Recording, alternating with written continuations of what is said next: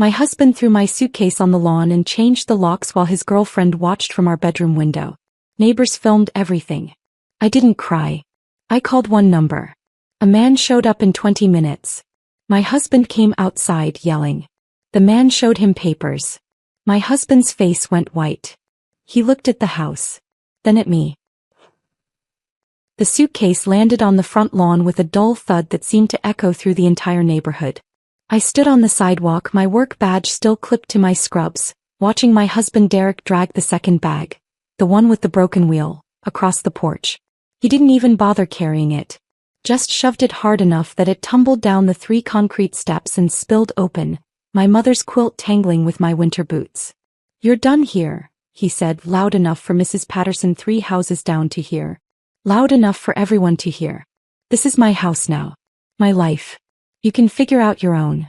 Behind him, framed perfectly in our bedroom window, the window that overlooked the garden my mother planted 15 years ago, stood Vanessa, Derek's coworker.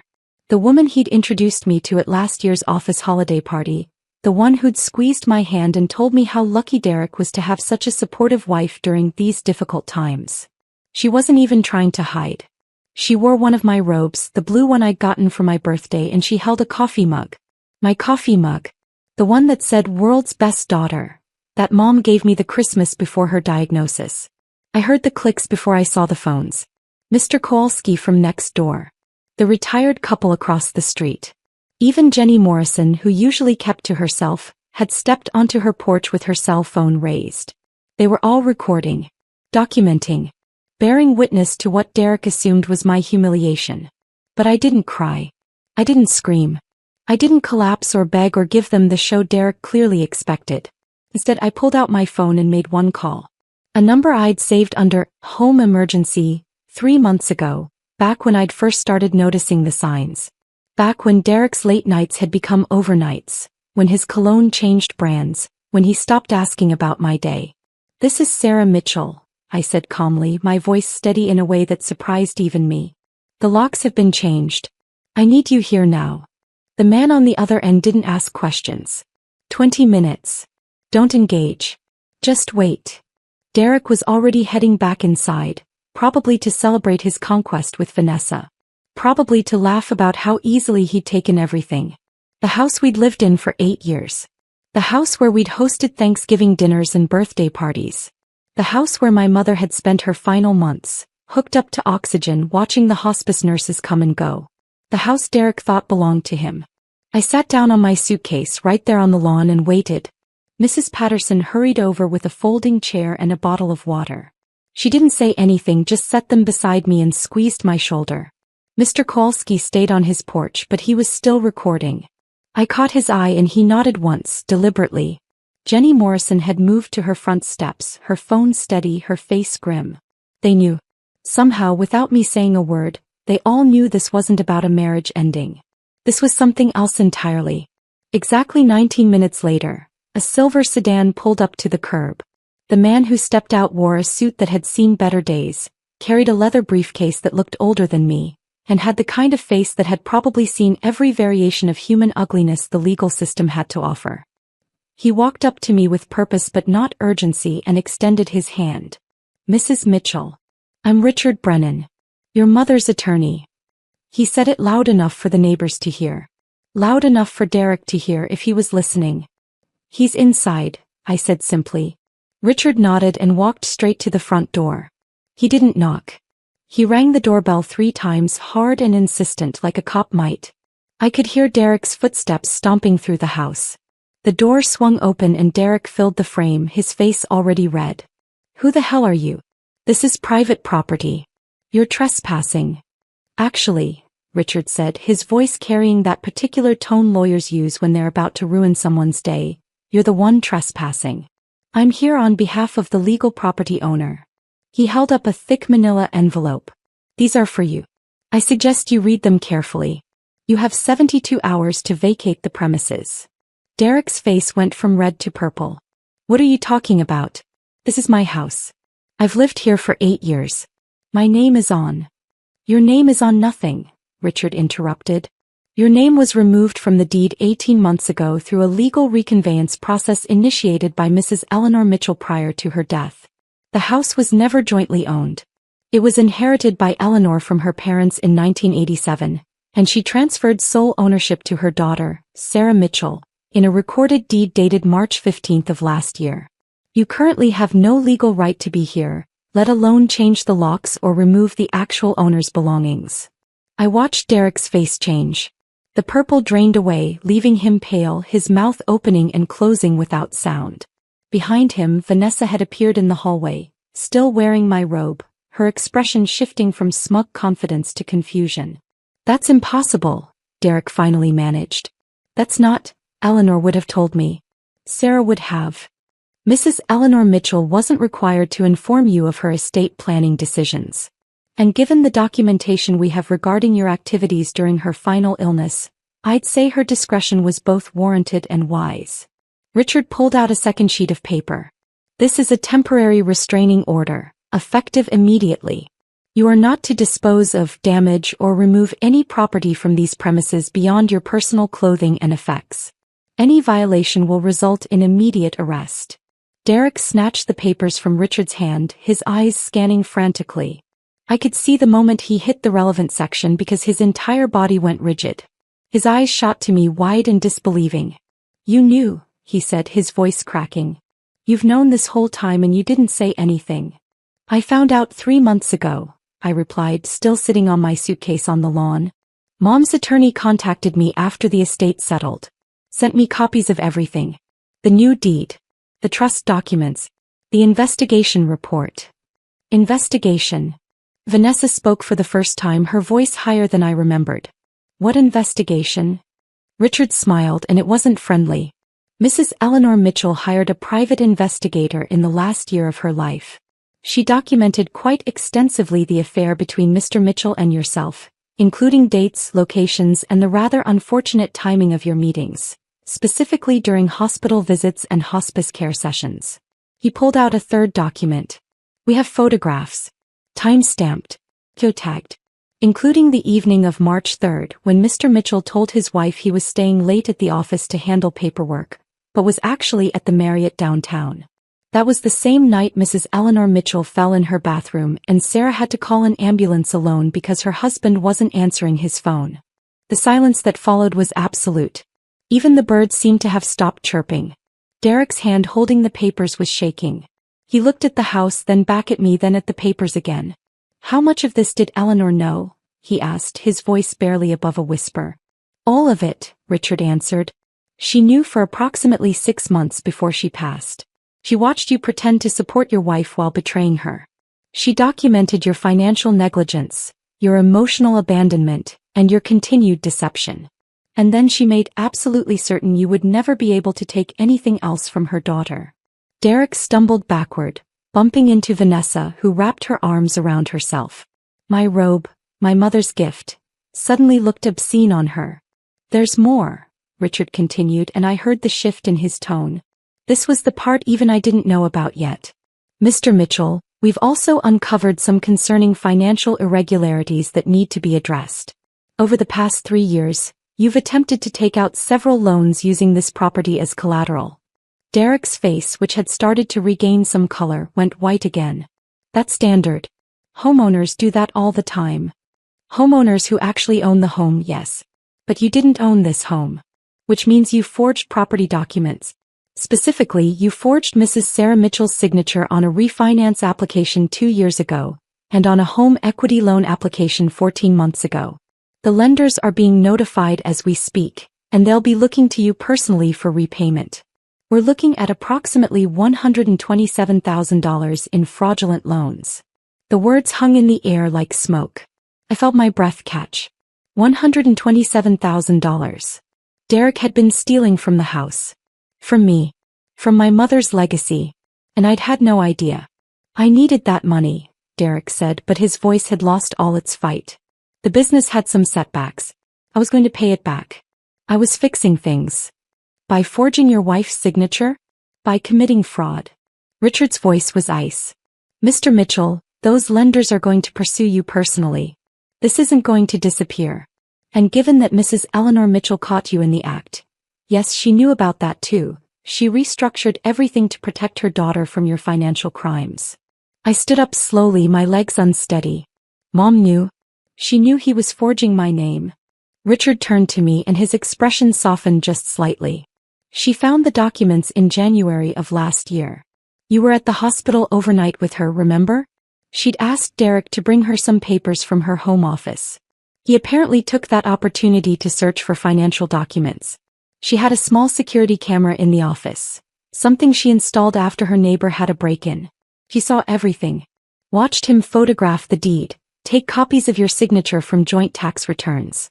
That's when she contacted me. My mother. Dying, exhausted, in pain, and she'd spent her final months protecting me from the man I'd trusted. The man I'd married. The man who was supposed to love me the way she did. I need to sit down, I said, and Mrs. Patterson's chair was suddenly under me, her hand on my back. Derek was looking at his feet now, the papers hanging limply in his hand.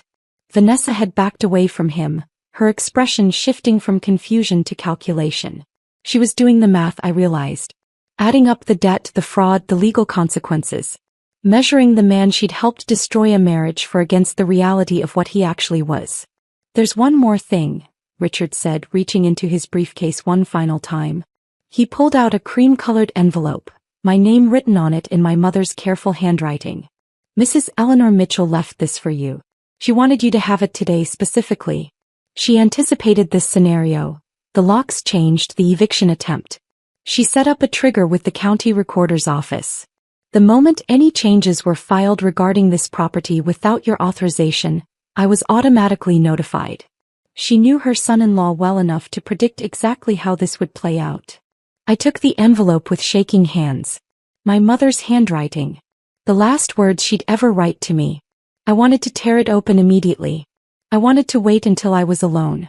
I wanted to scream and cry and rage at the unfairness of it all. That she'd had to spend her final days protecting me instead of just being my mother, just letting me care for her without this weight. Can I read this inside? I asked. In my house. Richard smiled, and this time it reached his eyes. It's your house, Mrs. Mitchell. You can do whatever you want in it. I stood and walked past Derek. He didn't move. Didn't try to stop me. Just stood there holding those papers, his entire world crumbling around him while Vanessa edged further and further away. I climbed the 3 concrete steps where my suitcase had tumbled just half an hour ago. The front door was still open. Mrs. Patterson had already started gathering my spilled belongings, folding my mother's quilt with gentle hands. Mr. Kolsky was calling someone, probably his daughter who worked for the DA's office. Jenny Morrison had lowered her phone but hadn't deleted the video. They'd all seen it. All recorded it. Evidence of Derek's illegal eviction. Proof of my right to return. I stepped into my house, my mother's house, now mine, and the familiar smell hit me. Coffee and vanilla, the candles I always bought. But underneath it, something sour. The smell of betrayal, of violations I couldn't name yet. Vanessa's perfume in the hallway. Strange shoes by the door. A jacket I didn't recognize on the coat rack. How long had this been going on? How many times had they been here together while I worked double shifts at the hospital, trying to pay for treatments that would buy my mother a few more months, a few more days? How many times had Derek brought her into our home, into our bed, into the space my mother had fought so hard to protect for me? I walked through the living room, past the couch where Mom had spent her final weeks when the stairs became too difficult. Past the bookshelf full of her favorite novels, the ones she'd read to me as a child and then again when she could no longer hold the books herself. Into the kitchen where we'd had our last real conversation, where she'd held my hand and told me she was proud of me, that I was stronger than I knew. She'd known then. Known about Derek, about Vanessa, about the forgery. And she'd smiled at me and told me I was strong enough to handle what was coming. I sat at the kitchen table, her table, the one she'd inherited from her own mother, and opened the envelope. The letter inside was 3 pages, written in the careful script that had deteriorated over her final months as the pain medications made her hands shake. But every word was legible. Every word was intentional. My dearest Sarah, if you're reading this, then I was right about Derek. I wish I hadn't been. I wish I could have been wrong about this one last thing before I left you. But I wasn't, and I'm so deeply sorry for that. I want you to know that discovering the truth about your husband wasn't what hurt me most in those final months. What hurt was watching you sacrifice everything, your sleep, your health, your happiness, to care for me while he was betraying you. You would come home from the hospital, exhausted beyond measure, and tell me about your day. You'd smile and say Derek was holding down the fort, taking care of things at home, being supportive. And I would have to smile back and pretend I didn't know the truth. But I couldn't tell you. Not then. You had too much on your plate and I needed you to focus on the time we had left, not on his betrayal. So I decided to handle it myself in the only way I could. The house has always been in my name alone. Did you know that? Your father and I bought it together in 1987, but when he passed, it became solely mine. When you married Derek, he assumed he'd been added to the deed. I let him assume that. But I never did it. Something about him always made me hesitate. I told myself I was being overprotective, that every mother worries about her daughter's husband. But instinct matters, Sarah. Mine was right. When I hired the private investigator and confirmed the affair, I felt something I hadn't felt in years. Absolute clarity. I knew exactly what I needed to do. I transferred the house entirely into your name through an irrevocable trust. I made sure Derek's name was never attached to it. I documented his affair, his financial negligence, his forgery of your signature. And I set up a system with Richard to protect you the moment Derek showed his true colors completely. I wish I could be there to hold you when you read this. I wish I could tell you in person that this is not your fault. Derek's betrayal is his choice, his character flaw, his failure. You are not responsible for another person's capacity for deception. There's something else in this envelope. A check for $40,000. It's money I saved by refusing certain treatments in my final months. Treatments that would have extended my life by perhaps 6 to 8 weeks but would have left me in agony and left you in debt. I chose to leave this world a little sooner in less pain and give you freedom instead. I know you'll want to argue with that choice. You'll feel guilty, like you should have insisted on those treatments, fought harder, done more. But Sarah, you did everything. You gave me the greatest gift, your presence. You stayed. You held my hand. You read to me. You made me laugh even when I could barely breathe. You were exactly the daughter I'd always hoped I'd raise. Derek left you during the hardest time of your life. That shows you who he is. This house, this money, this legal protection. It shows you who I am. Who we are. Women who stand by each other. Women who protect what matters. Use the money however you need. Pay off debts, take time off work, travel somewhere I always meant to take you. Or, and I think you'll like this idea. Use it to help other women who are going through what you're going through. Start something. Build something. Create a space where women can find their strength again. The house remembers loyalty, Sarah. It remembers who stayed and who left. It remembers every meal we cooked together, every holiday we celebrated, every quiet evening when you sat with me and just let me be your mother. Derek was never truly part of that. He was a guest who overstayed his welcome. Now you get to decide what happens next. You have the power. You have the resources. You have the legal right to every inch of that property. And you have my absolute faith that you will build something beautiful from this wreckage. I love you more than any words can express. I'm proud of the woman you are. And I'll be watching over you, cheering you on as you reclaim your life and build something better than Derek could ever imagine. The house is yours. Your life is yours. Choose wisely who you let into both. With all my love, always. Please keep the quilt. It was your grandmother's and her mother's before that. For generations of strong women, all loving you. We're not going anywhere. I read the letter 3 times before the tears finally came. Not because Derek had thrown my belongings onto the lawn. Not because of the affair or the forgery or the betrayal. But because my mother, dying and in pain, had spent her final months protecting me. Had chosen to leave this world sooner than necessary so I could have freedom. Had loved me enough to handle the ugliness so I wouldn't have to face it alone. The check fluttered out from between the pages. $40,000 made out to me, dated the week before she died. Money she'd saved by suffering less relief, fewer pain medications, shorter hospice care. Money she'd chosen to leave me instead of spending on herself. I heard footsteps behind me and tensed, but it was Richard Brennan, not Derek. I gave your husband the full documentation, he said quietly. The loan information, the fraud charges, the evidence of the affair. He and his companion are gathering his belongings now. He's asked for the full 72 hours to find alternative housing. And the girlfriend? I asked, my voice rough from crying. Richard's expression turned grim.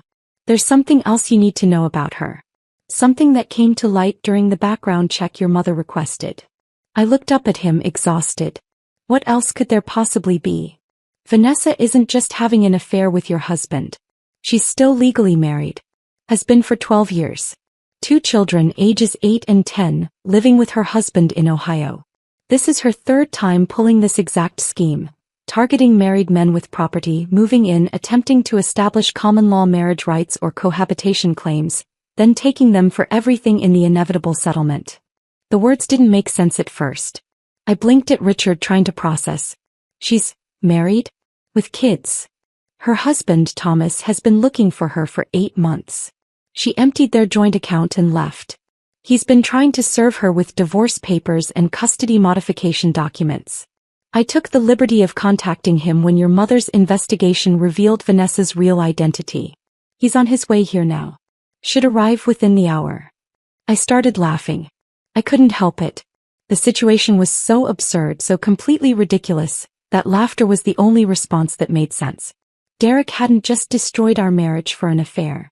He'd destroyed it for a woman who was scamming him. A woman who'd probably targeted him deliberately, assessed his assets, manipulated her way into his life with the explicit goal of taking everything.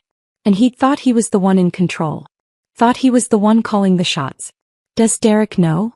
I asked. Not yet. I thought you might want to be there when Thomas arrives. It's your house after all. Your choice whether to allow that conversation to happen here. I thought about it. Thought about Derek's face when he'd opened the door to Richard. Thought about Vanessa's careful manipulation, her performance at the holiday party, the way she'd worn my robe like a trophy. Thought about my mother, spending her final months protecting me from people who'd seen me as nothing more than an obstacle to overcome. Let Thomas come, I said. I want Derek to see exactly what he traded his marriage for. I want him to understand the depth of his own stupidity. Richard nodded approvingly. Your mother would have said the same thing. She was always strategic, even at the end. We went back outside together. Derek had piled his clothes into garbage bags. Apparently he hadn't thought to keep suitcases here, and was loading them into his car. Vanessa stood by the front door, still wearing my robe, her face tight with calculation. She'd heard Richard mention the fraud charges. She was probably already planning her exit strategy, figuring out how to distance herself from Derek's legal troubles. The neighbors were still watching. Mrs. Patterson had brought me my suitcases, carefully repacked. Mr. Kowalski had made coffee and was sharing it with Jenny Morrison. They'd formed a protective semicircle around my property line, witnesses to whatever came next. Derek slammed his trunk closed and turned to face me. Satisfied, he spat. You get the house. You get everything. I hope it was worth destroying our marriage over. I didn't destroy anything, I replied calmly. You did that all on your own. I just stopped pretending not to notice. Your mother poisoned you against me. She never liked me, never gave me a chance.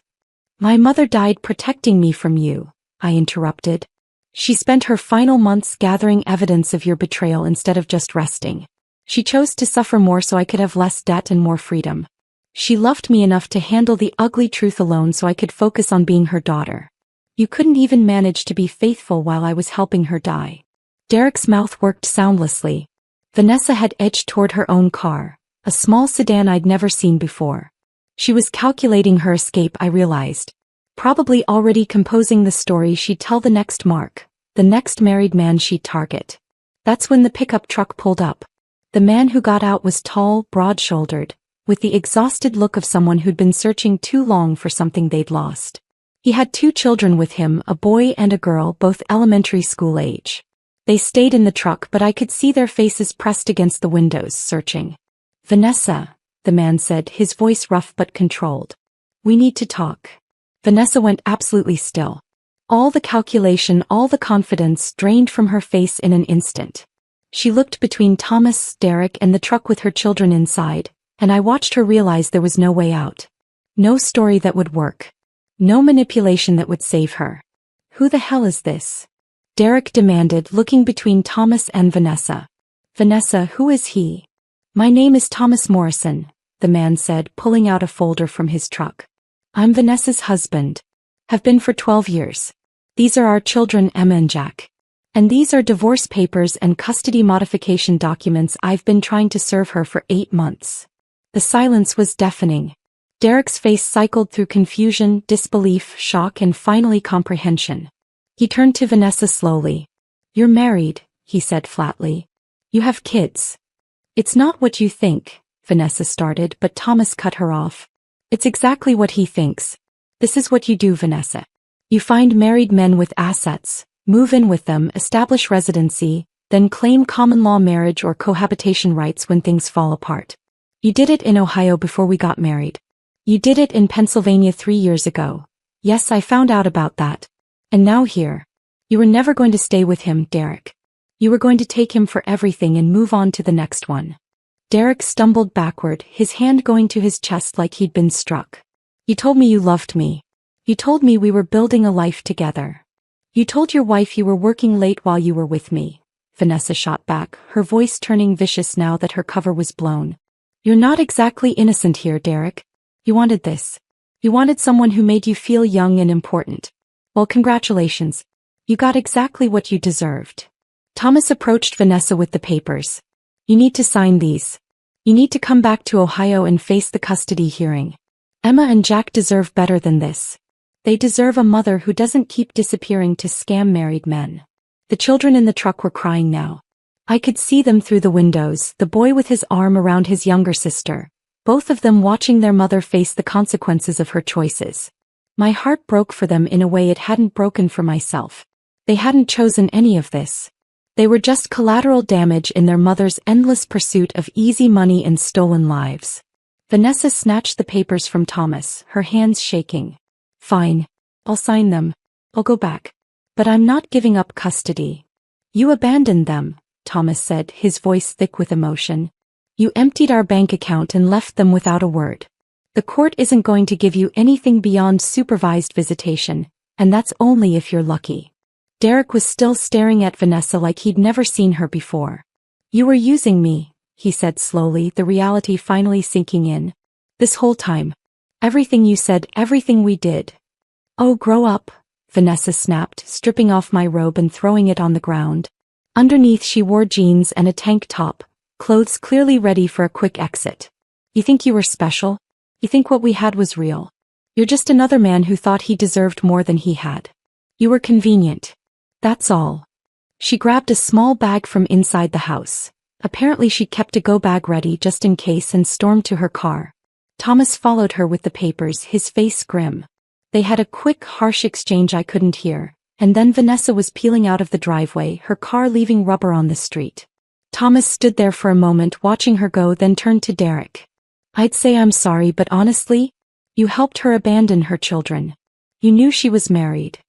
"I didn't know," Derek insisted, but his voice was weak. "She told me she was divorced. That her ex was abusive. I thought I was helping her escape." "She told you what you wanted to hear," Thomas interrupted. "Same thing she told the guy in Pennsylvania. Same thing she probably told whoever came before him. You weren't rescuing anyone. You were just easy." Thomas walked back to his truck, his shoulders heavy with exhaustion. Before he climbed in, he looked at me. "I'm sorry you got caught up in this. My wife, ex-wife, she destroys lives. It's what she does. I hope you land on your feet." "I will," I said and meant it. "Take care of those kids." He nodded and drove away. The boy and girl in the back seat turned to watch through the rear window, their faces still tear-stained. I wondered what kind of therapy they'd need. What kind of trust issues they'd carry. How many years it would take for them to feel secure again. Derek stood in the driveway, surrounded by garbage bags full of his belongings, his face the color of old newspaper. All his confidence, all his control, all his assumptions about how this day would go, shattered. He'd thrown my suitcase on the lawn thinking he was the victor. Thinking he'd won. Instead he'd lost everything. The house was mine. His girlfriend was a con artist fleeing from divorce papers and custody battles. He owed over $100,000 in fraudulent loans that would follow him forever. And every neighbor on the street had watched it happen, recorded it, witnessed his complete destruction. "I need to go," he said finally, his voice barely audible. "I need to figure out where I'm staying." "You have 72 hours, Richard reminded him. "Use them to remove your personal effects.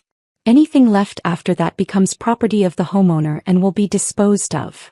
Derek nodded mechanically and went back inside. I heard him moving around, opening drawers, pulling clothes from closets. The sounds of a life being dismantled. The sounds of consequences arriving. Mrs. Patterson brought me a fresh cup of coffee.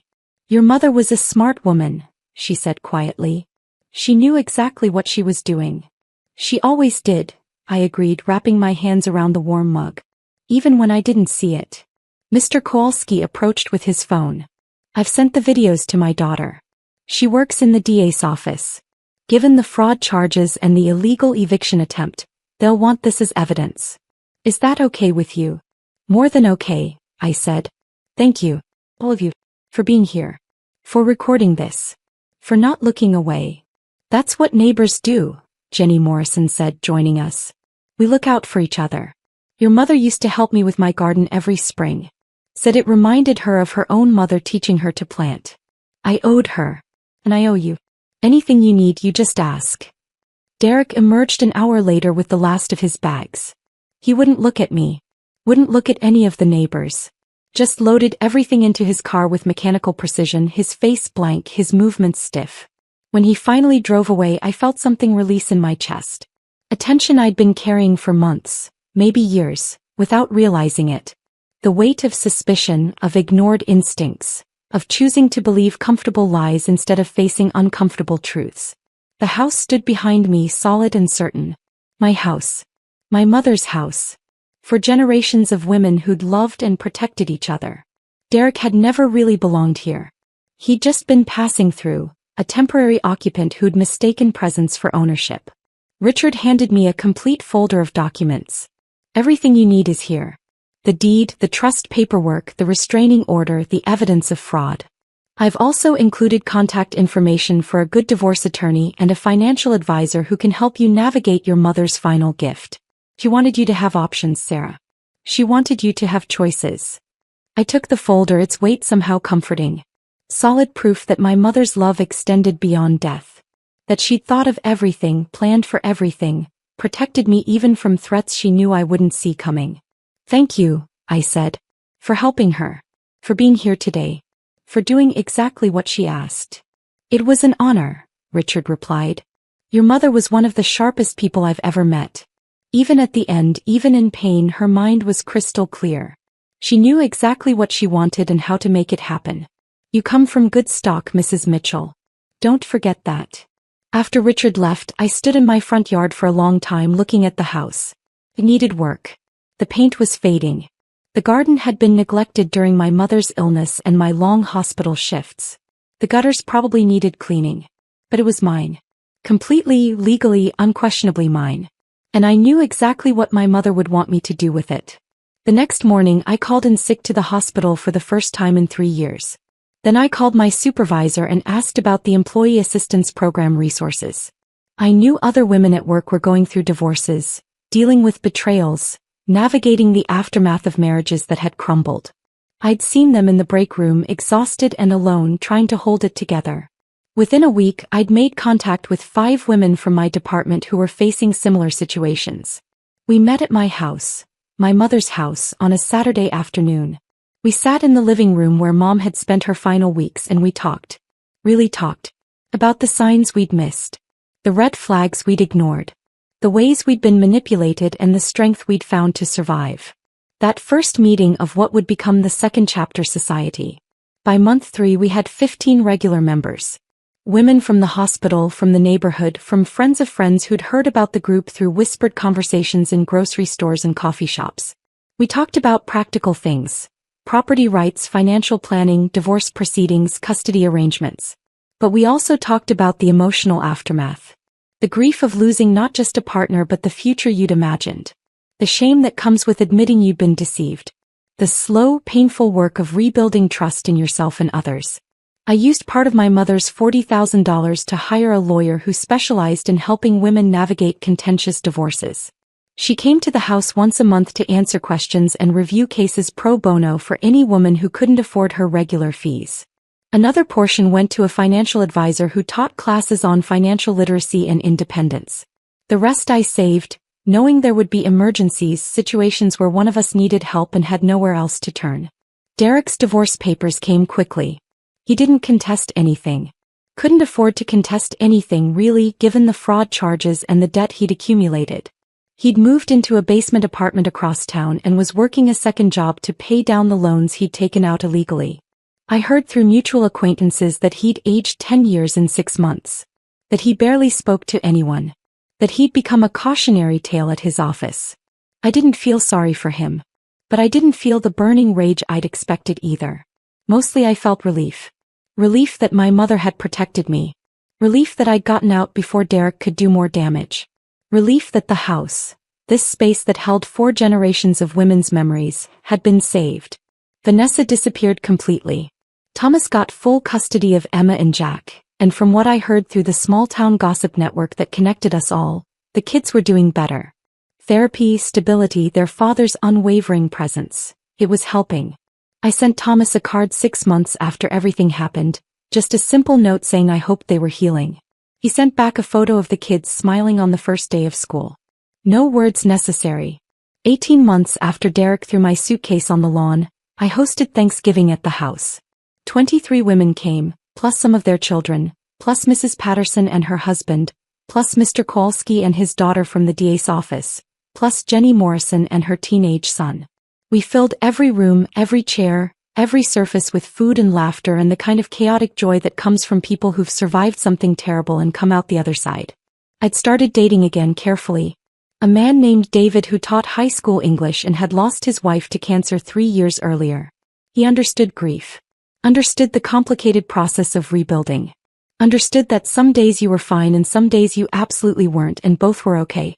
We took things slow, met for coffee, talked about our late mothers and dead marriages and the strange courage it takes to try again. He came to Thanksgiving. Brought homemade bread and his daughter, a college freshman studying social work who'd heard about the Second Chapter Society and wanted to volunteer. She and I talked for an hour about the need for support systems, about the isolation women feel when their marriages implode, about the shame that keeps so many silent. "You're building something important here," she told me. My mom would have needed something like this. She had nowhere to go when things got bad. No one to talk to who'd understand. "That's why we do it," I said simply. "So no one has to go through it alone." That night, after everyone had left and David had kissed me goodnight at the door, I went upstairs to my bedroom. On the wall beside my bed, in a simple wooden frame, hung my mother's letter. I'd kept it there since the day Richard had given it to me. Some mornings I read it. Some mornings I just looked at it, drawing strength from her words even though she was gone. "The house remembers loyalty, Sarah." I looked around the room. At the walls that had sheltered 4 generations of women. At the window that overlooked the garden I'd slowly brought back to life. At the space that had seen so much pain and so much healing. The house did remember. It remembered who stayed and who left. It remembered my mother's quiet strength in her final months. It remembered the women who gathered here every week to support each other. It remembered laughter and tears and the slow, steady work of rebuilding broken lives. And it would keep remembering long after I was gone. Another chapter in the story of women who protected each other. Who refused to be defeated. Who chose loyalty, community, and love over the easy lie of someone else's promises. I fell asleep that night thinking about my mother's final words. About power and choices and the legacy of women who fought for each other. About the difference between being someone's victim and being someone's daughter. Derek had tried to take everything. But he'd never understood what mattered. The house wasn't just property. It was proof that love persists.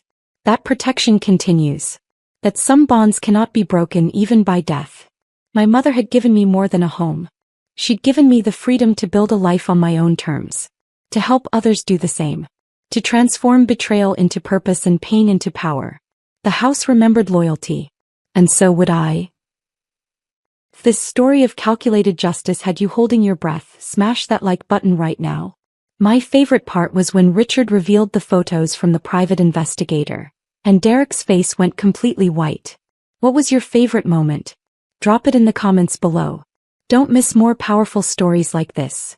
Subscribe and hit that notification bell so you never miss an upload.